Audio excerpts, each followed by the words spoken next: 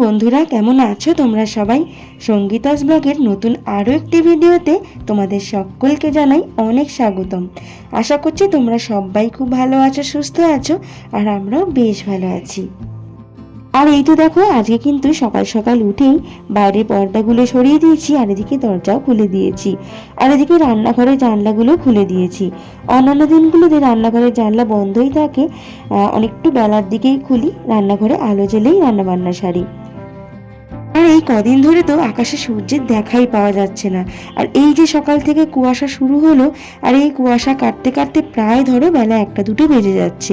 তারপর দেখো এই কুয়াশা কেটে যাওয়ার পর যে রোদটা ওঠে, সেই রোদটার তো সেরকম জোর থাকে না বলো। তাই রোদের আশা না করেই কুয়াশার মধ্যেই সকাল সকাল উঠে সংসারের কাজকর্ম কিন্তু শুরু করে দিয়েছি। আর দেখো, প্রথমে কিন্তু ঝাঁটা হাতে বাসি উঠোনটাকে ঝাড় দিয়ে নিচ্ছি, তারপর ঘরদোরগুলো ঝাড় দেবো। তবে কি বলতো, এই কুয়াশার কারণে সবসময় যেন কেন একটা মেঘলা মতন হয়ে আছে, তো তাই সেরকম কিন্তু ঠান্ডাটা নেই। তবে কি বলতো, মাথায় একটা ওড়না পেঁচিয়ে নিয়েছি, কারণ কুয়াশাটা যদি মাথায় পড়ে তাতে করে আবার সর্দি কাশি লেগে যেতে পারে। কারণ এখন না চারিদিকেই সমস্ত ঘরে ঘরেই সর্দি কাশি জ্বর লেগেই আছে। তাই সেই কারণে গায়ে আর সেরকম কিছু দিইনি, গরম কিছু মাথাটা ঢাকা দিয়ে নিয়েছি। তো দেখো, এদিকে উঠোনটা কিন্তু আমার ঝাড় দেওয়া হয়ে গেছে, আর এদিকে বাসি ঘরদোরগুলো ঝাড় দিয়ে নিচ্ছি। আর আজকে জানো তো, সকাল সকাল আমার সাথে সাথে তোমাদের দাদাভাইও কিন্তু উঠে গেছে, কারণ আমার হাতে হাতে একটু যদি কাজ করে দেয় তাহলে কিন্তু অনেকটাই সুবিধা হবে। আর আজকে জানো তো, একদম দম ফেলার সময় নেই, একেবারে নাকে মুখে করে তাড়াহুড়ো করে আমাকে কাজ সারতে হবে। আসলে কি বলতো, আজকে তোমাদের দাদাভাই যদি একটু হেল্প না করে, আমি সত্যিই কিন্তু একদম হাবুডুবু খাবো। কেননা একদিকে সংসারের কাজও রয়েছে, আবার এদিকে পুজোর কাজ। মানে আজকে হচ্ছে সরস্বতী পুজো যেহেতু, তো সেই কারণে পুজোর কাজও অনেকটা রয়েছে। এদিকে ঠাকুরের বাসন টাসনও কিছু মাজা হয়নি, সেইগুলো কাজ সারতে হবে, পুজোর জোগাড় করতে হবে, অনেক কিছু কাজ আছে। অর্থাৎ আজকে হচ্ছে বসন্ত পঞ্চমী, তবে এখনও পঞ্চমী পড়েনি। পঞ্চমী তো পড়বে ওই ধরো বেলা 12টা 12:30 নাগাদ।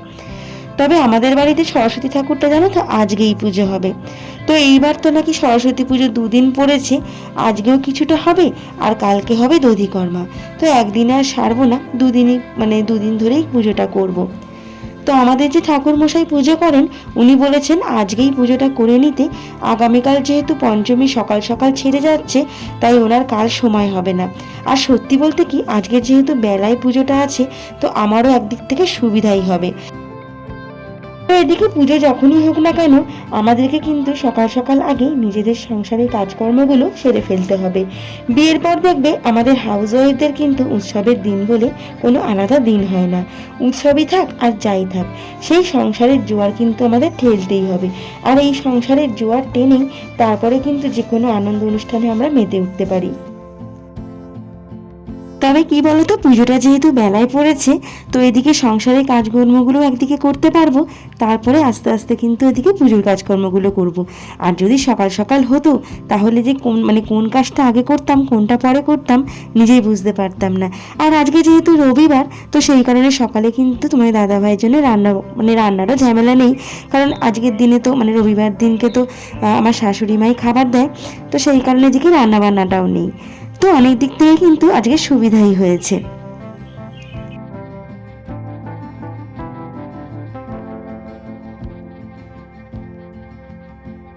তো এদিকে কিন্তু বাসি ঘরদোর ঝাড় দিয়ে মোছা কমপ্লিটও হয়ে গেছে।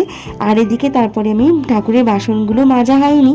আসলে কি বলতো, ভেবেছি যেহেতু বেলায় পুজো, সেই কারণে গতকাল কিন্তু আর মেজে রাখিনি। তো ভাবলাম দিনের দিনই বাসনগুলো ধুয়ে মেজে নেব। তো এখন বাসনগুলো মেজে ধুয়ে নিয়ে বারান্দাতে উপর করে রেখে দিয়ে আসবো। তারপরে ভাবলাম আজকে একটু বিছানার চাদরটাও জানো তো চেঞ্জ করার ইচ্ছা আছে। যেহেতু পুজো ঘরে হবে, তাই ভাবলাম একটু পরিষ্কার চাদর একটা পাতবো। তো এদিকে বাসনগুলো ধুয়ে নিই, তারপর দেখি কতটা কি করতে পারি। আর কি জানো তো, এই যে ঘরের পিছনের যে কলটা আছে না আমাদের, তো এইখানে জানো তো আগে বাসন ধুতাম। তবে কি বলতো, গরমকাল হলে অতটা অসুবিধা হয় না। এই যে কলে ছটছট করে এত জোর জল পড়ে, আর অনেকটা উঁচুর দিকে, তো সারা গা নাইটি সব ভিজে যায়। আর শীতকালে বিশেষ করে বলো তো, চারিদিক সারা গা ফয় ভিজে গেলে ভীষণ কষ্ট হয়। সেই কারণে এখন না ওই রান্নাঘরেই বেসিনেতেই বাসনগুলো মেজে ফেলি। তবে কি বলতো, ঠাকুরের বাসন তো, আর যেহেতু আমাদের বেসিনেতে মাছ মাংস ধোয়া হচ্ছে, সবই হয়, তো সেই কারণে নিজের একটা কেমন লাগলো, তাই ভাবলাম যে এই বাড়ির ঘরের পিছনের এই চাতালটাতেই ঠাকুরের বাসনগুলো ধুয়ে নিই। তো জামা কাপড়গুলো এত ভিজে গেছে, সেই কারণে নাইটিটাও চেঞ্জ করে নিয়েছি, দিয়ে এদিকে ব্রাশ করে নিলাম, আর ওদিকে ঠাকুর বাসনগুলো কিন্তু উপর করে রেখেছি, ওগুলো জল ঝরে যাবে ততক্ষণে। আর এই যে দেখো চাদরটাও মানে পেতে নিচ্ছি। আর কি বলতো, এই চাদরটা কিন্তু একেবারে পুরনো নয়, তবে নতুনও নয়, দু একবার পেতেছি জানো তো, এই কোনো অনুষ্ঠান হলেই চাদরটা পাতি। তো এদিকে চাদরটা চেঞ্জ করে নিয়ে বিছানাটা পরিষ্কার করে তারপর কিন্তু স্নান করে নেবো, নিয়ে আমার ঘরের ঠাকুরটাকে আগে পুজো দিয়ে নেব, তারপর এদিকে পুজোর জোগাড়ে কিন্তু হাত দেব। তো দেখো আমার বিছানা কিন্তু গোছানো একেবারে কমপ্লিট হয়ে গেছে।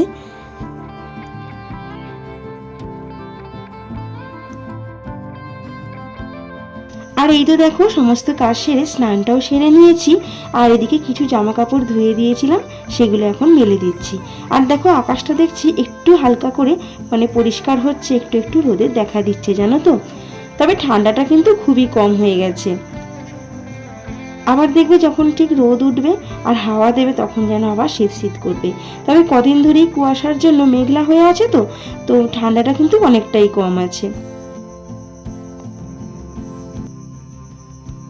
তো এদিকে ঠাকুরের পুজোটা দেবো বলে ঘরের ঠাকুরের, তো এইদিকেই সমস্ত জিনিসগুলো মানে সরস্বতী পুজোর জন্য যা যা জিনিস কিনেছি সেগুলো সব আমার ঠাকুরের কাছেই রাখা ছিল, তো সেই কারণে ওইগুলো সরিয়ে যে দিকটায় পুজো ঠাকুর বসাবো সেই দিকে সব সরিয়ে রাখলাম, দিয়ে ঘরের ঠাকুরটাকে সেবা দিয়ে নিলাম, দিয়ে তারপরে ভাবলাম এদিকে আলপনাগুলো দিয়ে নিই।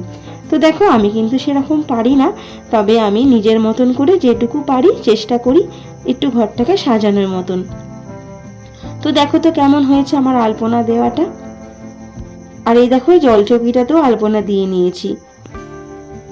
তো কেমন হয়েছে কমেন্টে কিন্তু অবশ্যই জানিও। আর তোমরা কারা কারা বাড়িতে সরস্বতী পুজো করছো তোমরা কিন্তু অবশ্যই জানিও। আর এতক্ষণ ধরে আমার যেসব বন্ধুরা আমার ভিডিওটা দেখছো, তোমাদের ভিডিওটা দেখে যদি কিছু ভালো লেগে থাকে তাহলে প্লিজ একটা লাইক কমেন্ট শেয়ার করে দিও। আর আমার চ্যানেলে যদি নতুন বন্ধু হয়ে থাকো তাহলে আমার চ্যানেলটিকে সাবস্ক্রাইব করে আমার পাশে থাকার সঙ্গে থাকার অনুরোধ রইল।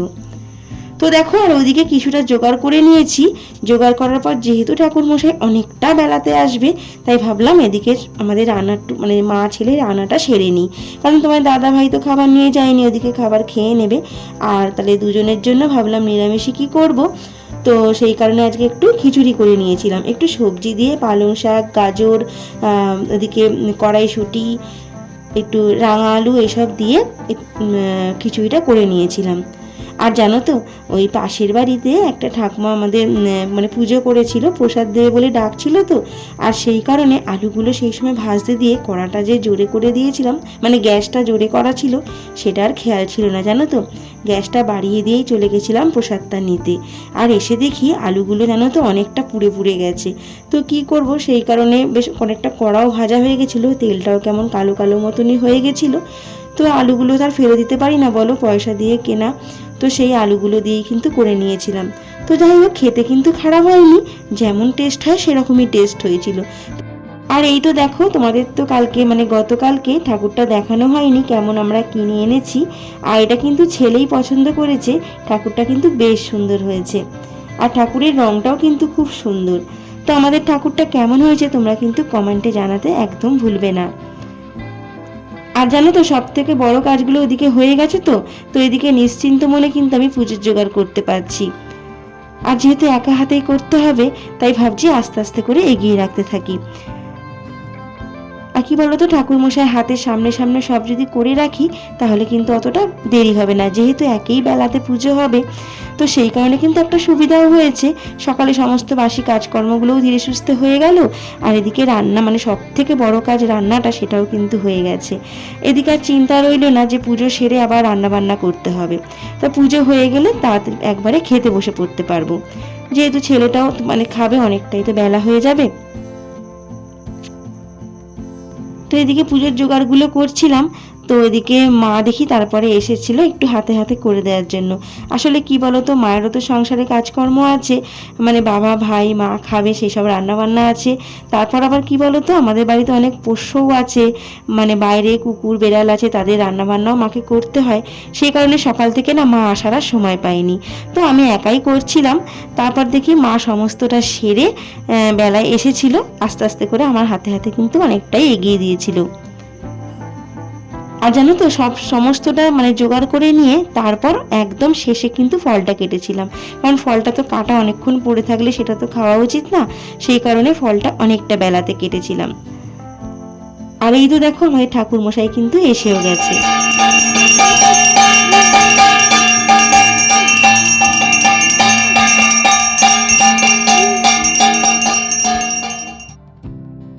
আর জানো তো, আর একটা জিনিস তোমরা খেয়াল করেছো কিনা জানি না, আমি না ঘটের ওপর যে ডাবটা রেখেছিলাম সেই ডাবটা দেখো জানো তো, মানে ভুল করে উল্টো রেখে দিয়েছি, মানে ঠাকুরের দিকে সেই ডাবের শীষ দিয়ে মানে ওই দিকে রেখে দিয়েছিলাম। এটা তো মানে ঠাকুর মশাই যেদিকে বসে সেই দিকেই তো হবে, আমি ভুল করে না কথায় কথায় ওই দিকে রেখে দিয়েছি। আর অত কাজ করলাম করলাম তখনও কিন্তু খেয়াল করিনি। তারপর ঠাকুর মশাই এসে আমাকে বলল, এই ডাবের মানে ডাবটা এদিকে করে কে রেখেছে? তা বললাম আমি সাজিয়ে রেখেছি। তারপর খেয়াল পড়লো ডাবের যে শীষের মুখটা, শীষটা কিন্তু ঠাকুর মশাই যেদিকে বসে সেই দিকটাই হবে। তো যাই হোক, অনেকটাই বড় ভুল হয়ে গেছিল, তো খেয়াল করিনি। আর দেখো ওদিকে পুজোও কমপ্লিট হয়ে গেছে, আর এদিকে ছেলের খাবারও বেড়ে নিয়েছিলাম। তো ওদিকে খিচুড়ি আর বেগুন ভাজা, আলু ভাজা আর পাঁপড় ভাজা। তারপর দুজনে খাওয়া দাওয়ার পর আর অনেকটা বিকেলও হয়ে গেছিলো, প্রায় ধরো 5টা মতন বেজে গেছে। তো এখন এদিকে এই বাসনগুলো যা যা পড়েছিল, অনেকটাই বাসন ছিল জানো তো দুপুর থেকে, সেই সব বাসনগুলো কিন্তু মেজে নিচ্ছিলাম। তবে চলো বন্ধুরা, আজকের ভিডিওটা আমি এখানেই শেষ করছি। দেখা হচ্ছে আবার একটি ভিডিওতে। ততক্ষণ তোমরা সবাই ভালো থেকো, সুস্থ থেকো। আর সরস্বতী পুজো তোমরা কেমন কাটালে সেটা কিন্তু অবশ্যই জানিও।